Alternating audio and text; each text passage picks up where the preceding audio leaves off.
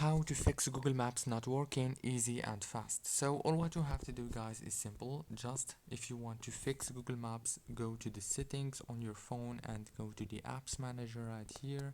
Go to apps here in the top, and now all what you have to do is search for Google Maps here between all the apps that you have on your phone and click on it.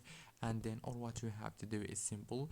Just click on the storage here and click on clear data, click delete and go back, and this time click on app details, and it will take you directly to Google Play. Now all what you have to do is click on update right here to update your Google Maps, and after it get updated, all what you have to do then is reopen Google Maps and it's gonna be working for you.